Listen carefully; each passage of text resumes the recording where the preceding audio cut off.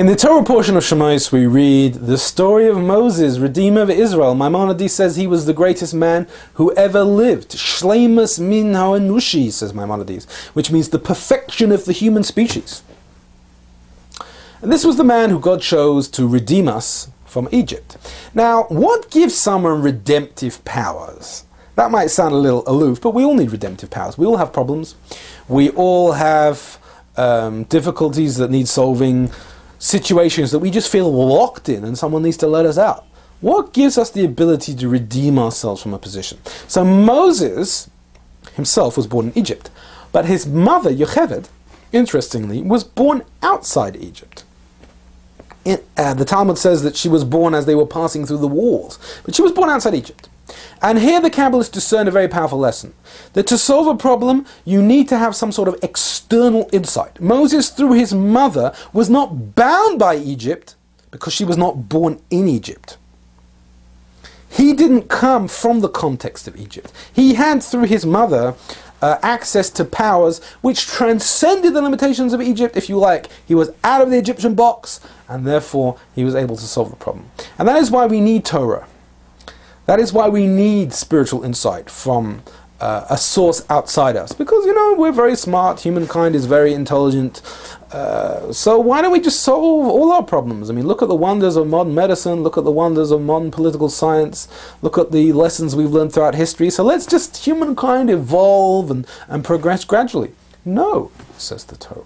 Because humankind is part of the problem, it's part of the box. We were born in this world, so we will never eventually solve the problems of this world. We need an external solution, which is the Torah. The Torah is a heavenly document, it's not an earthly document. It was given on earth, but its source is heavenly, and therefore it has the power to redeem us from our problems that come from reading it every week, from listening to it in the synagogue every week, from absorbing its very words implanted with light and holiness, and therefore present an external solution to our inner problems.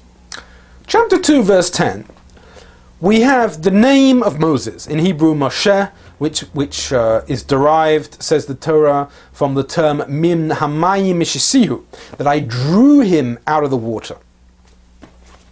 Why is this the name of Moses? Your name is actually your mission statement.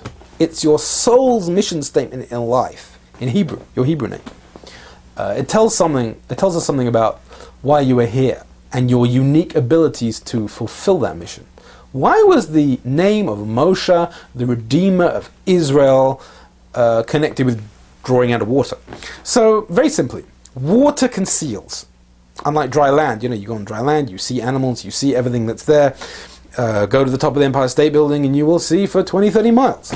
But if you go underwater, you don't see that far.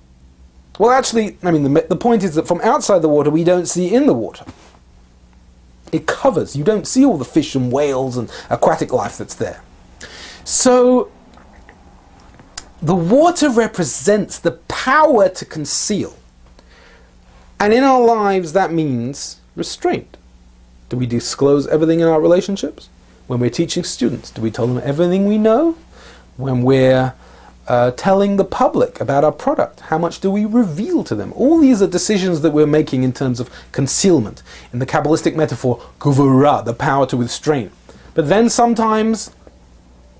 other times, the other most fundamental human emotion of chesed, of giving, do we express love to our family members, to our partners? Do we tell the truth? Just let it out and bear the consequences because we believe in authenticity.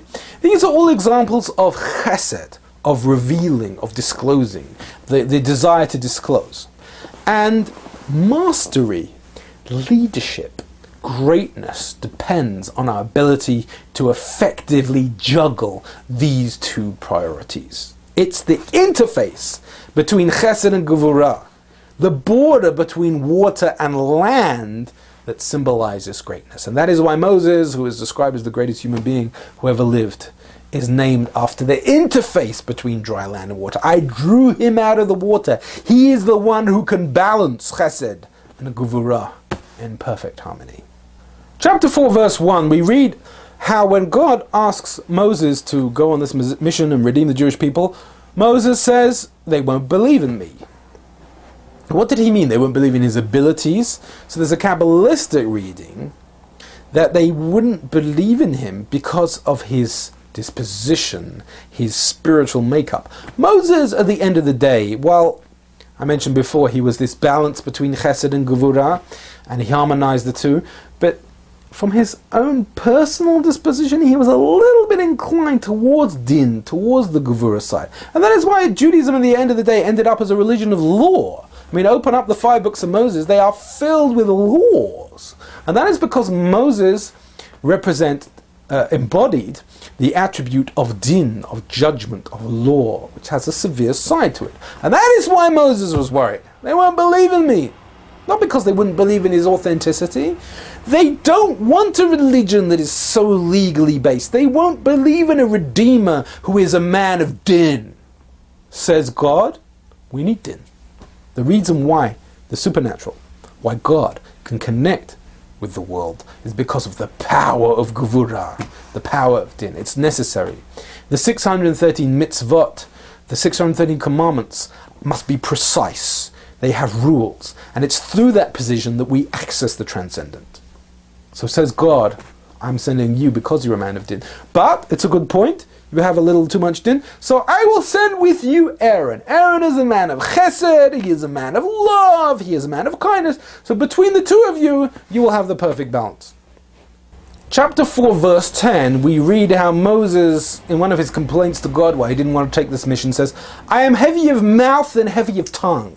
I'm not a good speaker, I'm not a great orator. You need a, this person's going to be an ambassador for the Jewish people. He needs to speak well. What is the meaning behind this? So, when someone's absolutely brilliant, we call them a genius. But if someone's absolutely brilliant and you can't understand what they're talking about, you call them a madman. Brilliance doesn't just depend on insight. It depends on the ability to put it into words. In the Kabbalistic metaphor, arot, lights into kelim, into vessels. You need the vessel. And because Moses was the most inspired man who ever lived, his light exceeded the vessels with which he could articulate that light. And that is why he stuttered. That's why he didn't speak well, because he was so inspired. So there's actually a positive message here. And the message to us, of course, is the importance of kelim, the importance of finding vessels. I think one of the reasons why Jewish spirituality, meditation, Kabbalistic insight, Chassidic insight has not achieved the widespread dissemination that it could is because we lack the language. It's difficult to find words to express these subtle spiritual concepts. And so the message of Moses' inability to speak is that Judaism in general, which was founded by Moses, suffers from this problem. We have tremendous light, and all that is required is finding the vessel, finding the language, finding that turn of phrase, the correct nuance in the language, which is going to give across this most profound of all messages. Actually, this insight reminds me of a brief story which I once read about Lubavitcher Rebbe. When he used to give his discourses in the early years, in the 50s, he didn't like them being taped. In those days they actually used records, LP records. And once he agreed to let them make a record. It was on a weekday, it was not of course on a Sabbath. And they made this record on condition, he said, that they destroy it afterwards, because he doesn't want a permanent record. And so the editors, after they'd used it to write down the discourse, they had this argument, like no one wants to destroy the record. So one of the students went in to the Rebbe and they said, well, we've got this problem, no one wants to destroy it. So the Rebbe says, play it to me, I want to hear it. And he put one leg on the chair and he put his hand in his face and he listened to the whole Chassidic discourse, which is, this wonderful, I have this wonderful image of the Rebbe listening to his own discourse. And at the end he said to the editors, now I know why you have questions. And he said in Yiddish, that sometimes, my mind is flowing with mystical insight so much that I simply can't find the words to put it. That is the challenge of every mystic, to find the vessels, which is so beautifully put in this week's Parsha about Moses.